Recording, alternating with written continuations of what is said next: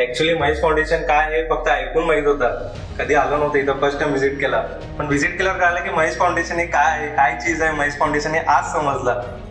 आणि इथं आल्यावर एक कळते की जे मुलगा जर इथं आला कुठल्या स्टेज पर्यंत जाईल त्याला तेवढं म्हणजे ट्रेन केलं जातं.